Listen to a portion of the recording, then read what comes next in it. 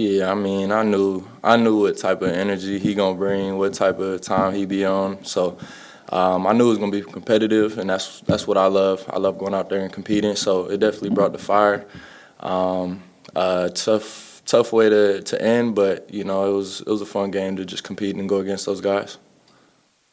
Can you reflect? A couple games you came out, a couple games ago you came out. You were kind of talking about turning the ball over and things like that. Did that kind of add a little bit more competitive juice to your play as of recently? Um, I mean, I guess you could say that. I really just want to make the right plays. Nobody wants to turn the ball over, so every time I step out on the floor, I want to take care of the ball, make the right decisions. You gonna make mistakes as basketball, but being able to limit those is definitely the goal. But I think when you play with aggression, your instincts just kick in. So that's been my goal recently, is just playing aggressive and letting the chips fall where they may. Nique, you only got 30 plus twice in college, and then you get to 30 tonight, career night for you, obviously. What do you feel like was working for you in the process of how you got your shots? Yeah, and I mean, I got some good looks tonight. My teammates were finding me, putting me in good positions to score the ball, and the shots were falling tonight. So, it was a good individual performance, but I'm not a stat guy. I really don't care unless we get the win. So, it was cool, but not the result we wanted. Obviously, you're going to have up and down, games this year or whatever, whatnot. But do you feel like the extra, time out on the court during crunch time and things like that is making you feel a little more comfortable at the NBA level? Yeah, definitely. Just getting reps, getting that experience is everything. You only get comfortable by doing it and being in it. So that's definitely helped me. And just figuring out how to win games. Like, we right there in a lot of these games, so figuring out how to win those games and being a part of that is definitely helping me learn and grow. Nique, could you guys kind of lean into this, youth movement, where you guys are playing more minutes and getting these opportunities? I don't know, what's the collective, feeling or motivation or whatever that's driving you guys to go out there and play with this kind of energy? Yeah, I mean, we just want to win. We haven't been winning, but the goal is to win. And whoever steps out on the floor, our job is to go out there, compete, bring a high level of energy, and try and win these games. But we've been struggling to close out some of these games, like I was saying. But it's been fun playing with some of the young guys and just trying to build that chemistry and learn and grow together. Devin Carter seemed like he's revving it up as well. What do you think about him getting a chance and opportunity to get out there to show what he got? Yeah, Dev's my guy. He's a hooper, man. He can ball. It's tough when you don't play for a long time to have that rhythm. So I think this is only his third or fourth game, maybe getting some real time. So it's great to see him get that opportunity. He could play. He could play. So I'm happy for him.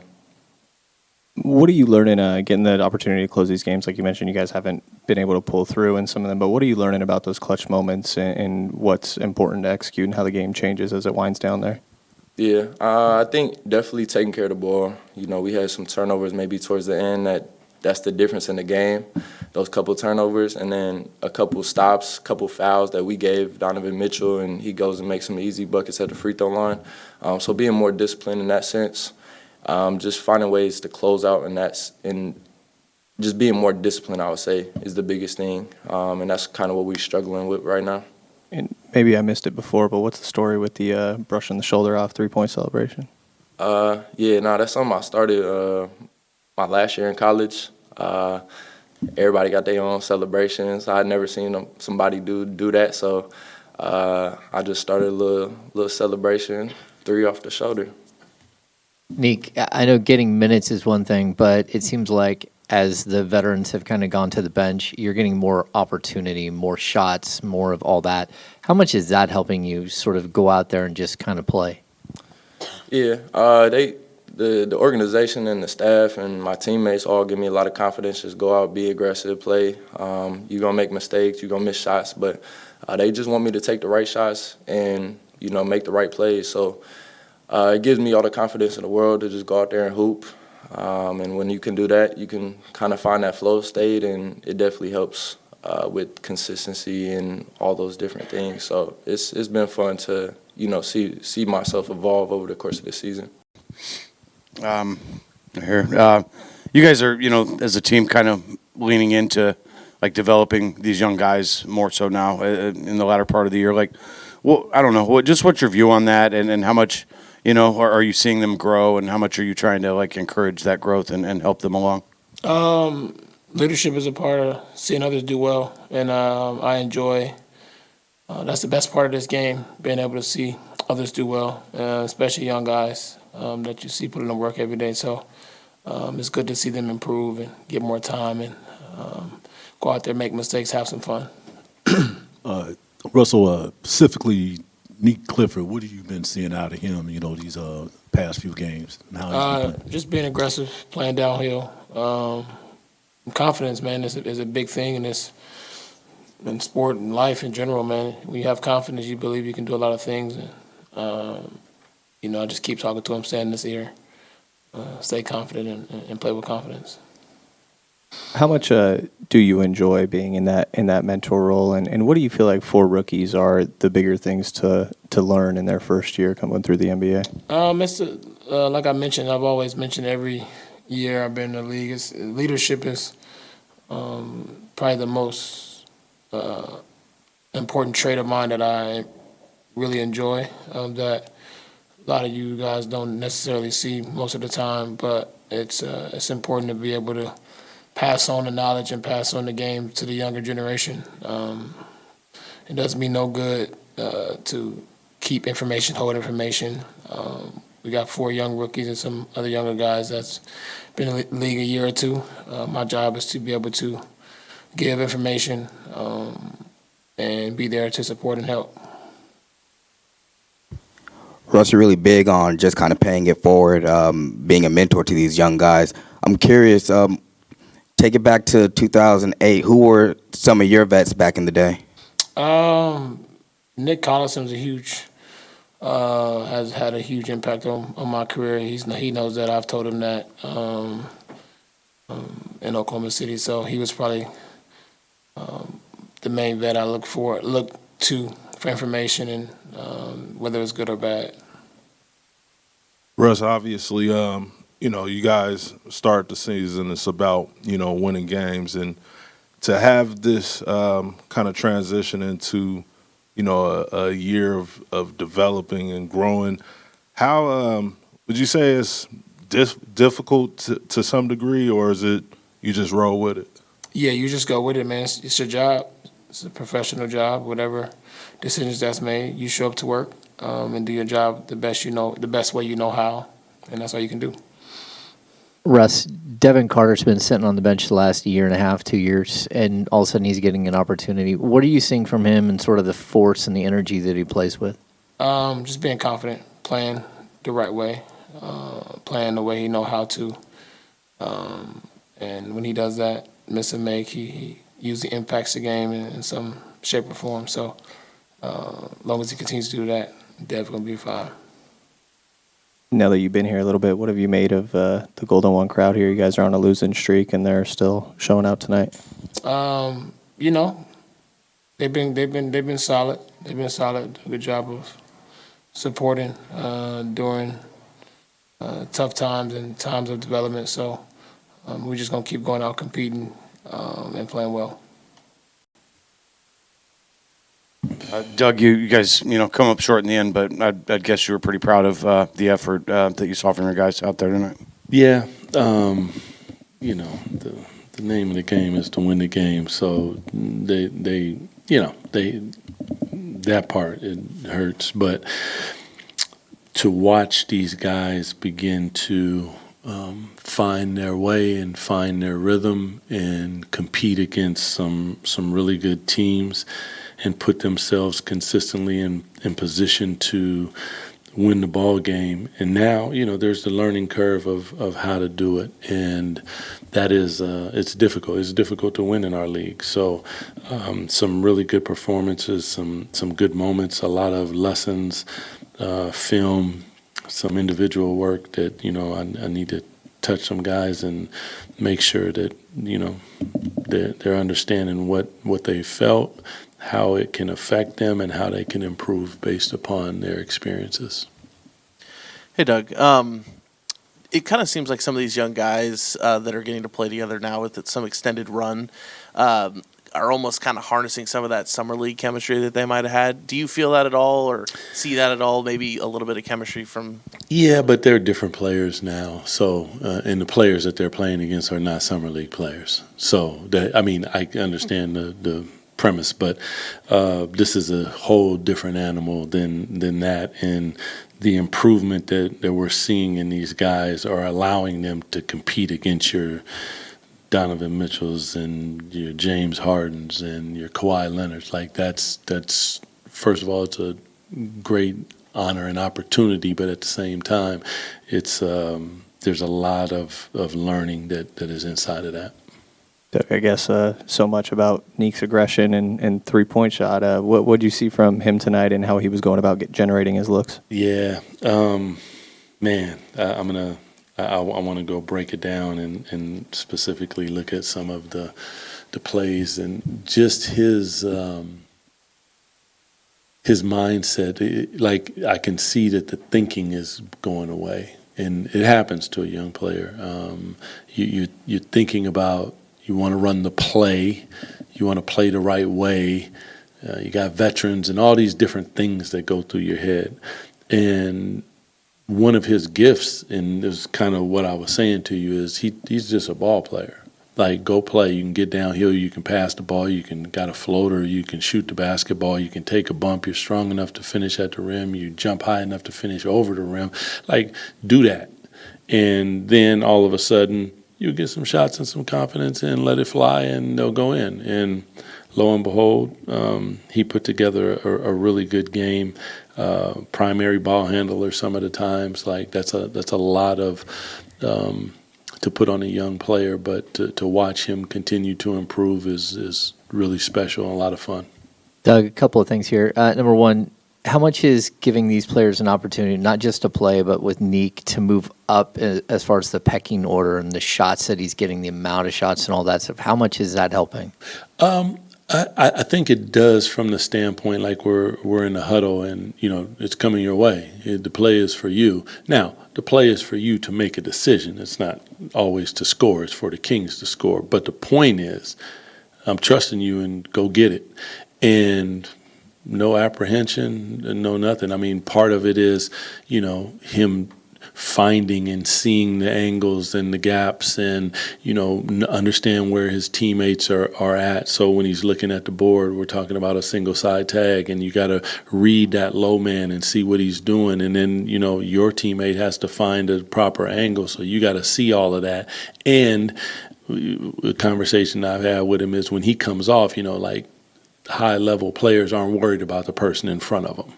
It's like, I got you, but let me see what's next. And you can see him starting to calculate that way.